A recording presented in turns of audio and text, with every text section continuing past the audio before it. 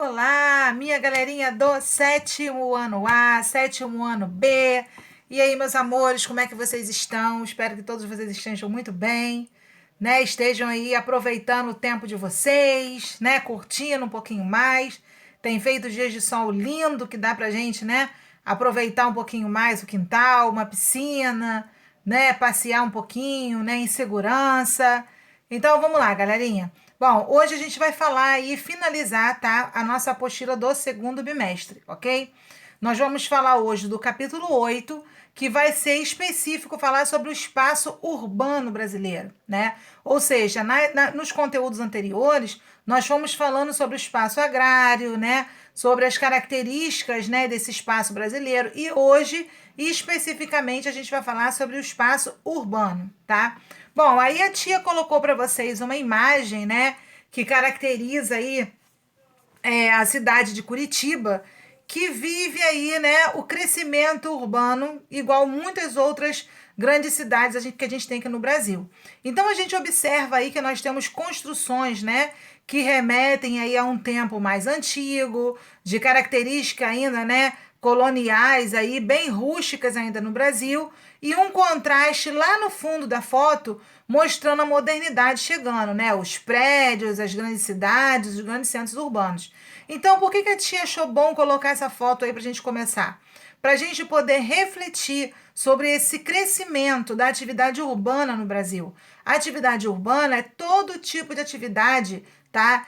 Econômica, social, né? Que acontece aonde? Dentro das cidades e dos grandes centros urbanos, ok? Hoje aí a gente tem basicamente 84% da população brasileira morando em áreas, né, que são denominadas aí urbanas, ok? Bom, galerinha, e a gente não poderia falar de urbanização sem antes falar da industrialização, né? A urbanização, que é o processo, né, de crescimento das cidades, de melhoria de infraestrutura, de ruas, pontes, né, casas, comércios e tudo mais, ela só pôde acontecer, só pôde, né, ter essa progressão aí, porque houve um processo de industrialização no Brasil, né? O Brasil, durante muitos anos, na época colonial, era um país aí dependente, né, do mercado externo, de trazer produtos industrializados para serem vendidos no Brasil. E depois, quando o Brasil se tornou independente, né, passou por uma série de conflitos aí na nossa história, até a formação, né, da República e o investimento das questões industriais no Brasil. Então, foi justamente a partir, né, desse processo aí da industrialização, principalmente a partir da década de 1930, que é quando a gente vai ter aí, né, os investimentos aí de Juscelino Kubitschek, que vai investir mais nessa questão das indústrias de base, no fortalecimento dos tipos de indústrias, né, no Brasil para poder abastecer a economia interna, é que isso começa a acontecer, tá? Então, na verdade, a urbanização ela é fruto do quê? Do processo da modernização, da industrialização do Brasil, tá? E com essa industrialização, o que aconteceu? Muitas pessoas que moravam no campo começaram a ir para as cidades em busca aí de melhores condições de vida, de trabalho e tudo mais. E também acontece, né, até hoje aí na zona rural, a gente infelizmente tem o problema da concentração de terras, ou seja, uma quantidade de terras muito grande nas mãos aí de uma elite, de um proprietário só, que acaba explorando o trabalho, né, que não é qualificado desse pessoal que mora na zona rural e que vive em condições às vezes subhumanas, ok? Bom, galerinha, as regiões metropolitanas. Então, com o crescimento, né, da área urbana, né, nas grandes cidades, começou a se formar, então, as regiões metropolitanas, que são formadas por agrupamentos de municípios que são ligados entre si por uma infraestrutura e por relações socioeconômicas.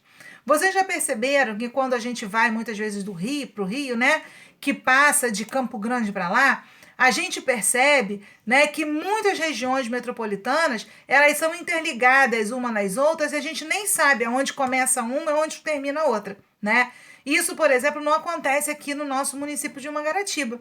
Por exemplo, olha a distância que existe do município, do distrito de Itacuruçá para Muriqui. de Muriqui para Praia Grande, de Praia Grande para o centro de Mangaratiba. Ou seja, nós temos aí características geográficas, né, de distanciamento de um distrito para outro. Isso não acontece nas regiões metropolitanas do Rio de Janeiro, ok? A questão econômica, de serviços e de trabalhos, né, faz com que essas regiões se acabem tendo uma relação de dependência uma com a outra, ok? Bom, no Brasil, o desenvolvimento das regiões metropolitanas começou a acontecer a partir da década de 70, né? Ou seja, demorou um pouquinho até que a industrialização fosse liberada para que essas regiões metropolitanas começassem a ganhar corpo, né? E ficasse aí uma região com mais ruas, com mais pontes, com mais casas e tudo mais, ok? Bom, galerinha, como a tia falou para vocês, né, a modernização econômica acabou aí, como é que eu posso falar? Atraindo, né, cada vez mais a população e a gente começa a ter regiões mais populosas, ok? E a gente não pode esquecer das indústrias multinacionais. O que são as indústrias multinacionais? São indústrias, né, que elas têm a sua indústria base nos países que são chamados, né, sede, né? Por exemplo, assim, Estados Unidos, lá na Europa, né? Nos países de primeiro mundo, e eles mantêm a sua estrutura nesses países, né? De primeiro mundo e buscam migrar as suas indústrias, né? Suas multinacionais para outros países periféricos em busca de mercado consumidor, em busca de mão de obra mais barata, em busca de matéria-prima barata, e isso acabou também favorecendo o crescimento das regiões metropolitanas, ok? Bom, galerinha, os municípios que integram uma mesma região metropolitana precisam lidar com questões que envolvem essa integração. Questões como o transporte coletivo, né? Ou seja, quando há uma integração das regiões metropolitanas com o grande centro urbano, tem que haver uma rede de transporte que dê conta, habitação, saneamento básico. A gente tem o problema, muitas das vezes, do aumento da criminalidade, né? Ocasionado aí muitas vezes porque muitas pessoas não conseguem se inserir no mercado de trabalho, tá? Atualmente a gente tem aí 74 regiões metropolitanas no Brasil, que são concentrados aí, né, na sua maioria, nas grandes capitais dos estados brasileiros, certo? Bom, e hierarquia urbana? O que significa hierarquia? Hierarquia é quando a gente, né, tem uma situação de dependência e de respeito de poder. Por exemplo, olha só, quando a gente tem, por exemplo, na área militar, né? Tem o soldado. O soldado ele tem que obedecer a quem? Ao seu comandante geral. Geralmente é um sargento. O sargento tem que obedecer a um capitão e assim por diante. Dentro da escola tem hierarquia? Tem, né? Tem aí os professores que têm que trabalhar, né, coordenado com o trabalho da coordenação. A coordenação, por sua vez, está subordinada à direção. Então, isso é uma relação de hierarquia.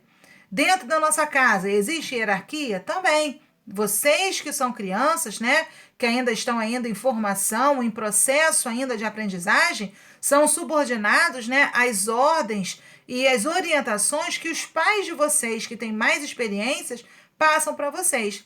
E nas cidades não deixa de ser diferente, né? Nós temos aí grandes centros urbanos que têm conexões, né, com outras regiões metropolitanas e que uma acaba exercendo uma hierarquia sobre a outra.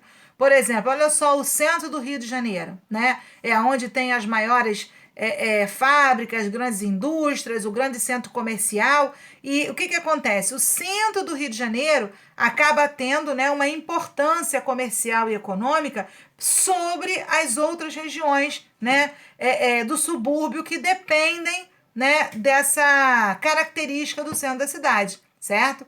Então, por exemplo, quando a cidade tem muito comércio, escola, hospital, né, que oferta muito serviço, ela acaba tendo uma hierarquia que vai se sobressair mais sobre a outra que não tem, ok?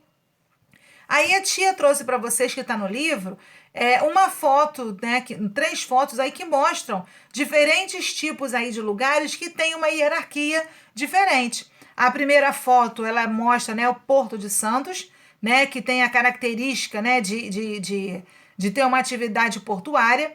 Depois a gente vê o Santuário de Nossa Senhora Aparecida, que a característica é religiosa. E Por último, a gente vê aí, né, o centro de Brasília, que é uma característica político-administrativa do Brasil, ok? Bom, galerinha, de acordo com o IBGE, né, nós temos aí algumas ordens de influência das regiões metropolitanas. Primeiro vem as metrópoles, depois as capitais regionais, centros subregionais, centros de zona e centros locais, né? Todas essas grandes metrópoles, geralmente, elas são interligadas por meio de manchas urbanas. O que são manchas urbanas? São áreas que vão sendo ocupadas por essas cidades e acabam se tornando uma coisa só. É o que a tia deu exemplo, por exemplo, no Rio de Janeiro. Quando a gente passa de Campo Grande para lá, né, o que acontece? Um lugar ele vai ficando interligado em outro e forma uma grande mancha urbana. Se a gente pegar um helicóptero e for por cima observar, a gente vai observar que é uma grande mancha urbana, uma grande área, né, que tem muitas casas, muitas ruas e que é difícil às vezes a gente identificar aonde começa um lugar ou não. Bom, galerinha, essa urbanização, né, tem o seu lado bom e o seu lado ruim. O lado bom é que traz aí, né, grande desenvolvimento econômico, às vezes social, melhores condições de vida, gera emprego. Porém, a gente também tem um grande problema, principalmente ambiental. Por quê? Porque se a cidade cresce, obviamente, o que vai acontecer? Vai acontecer o desmatamento, vai acontecer, né, a poluição e a gente vai ter um processo aí chamado de verticalização. O que significa isso? Como às vezes a cidade não tem para onde crescer os seus lados, começa a fazer o quê? Destrói as casas e constrói edifícios e prédios para que possam ali colocar a maior quantidade de pessoas possível dentro dessa área aí que a gente tem, ok? E aí a tia mostrou para vocês aí uma foto de Goiânia que mostra a mancha urbana em 1984 e olha só como está em 2016. Vocês percebem que é pouquíssima, né, a característica de área verde que a gente tem aí em Goiânia. Bom, galerinha, além desse problema que a gente acabou de falar do meio ambiente, né? A questão da urbanização descontrolada, a falta do planejamento, vai afetar principalmente as camadas mais pobres, né? As pessoas que têm menos estudo, que não tem uma boa oportunidade de emprego, que às vezes não conseguem estudar. Então, o que vocês veem aí? Vocês veem, né, muita quantidade de lugares sem condição de saneamento básico, sem rede elétrica, sem pavimentação, pessoas que são sujeitas ao subemprego ou ao desemprego praticamente, né? Problemas graves da questão de carência e precariedade nas habitações, em casas, né, que muitas das vezes não tem paredes, não tem um solo adequado, um chão adequado, um banheiro adequado. Também tem o problema, né, da questão aí da falta de moradia, da falta de saúde pública de maneira saudável, de uma escola também em boas condições. Então, todos esses problemas aí são acarretados por esse excesso de urbanização descontrolada e às vezes que não tem um planejamento, ok?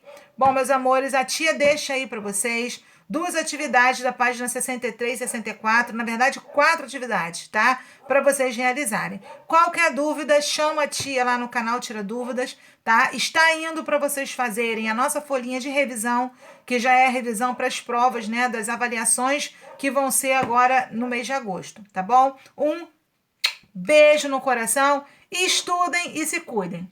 Bye, bye!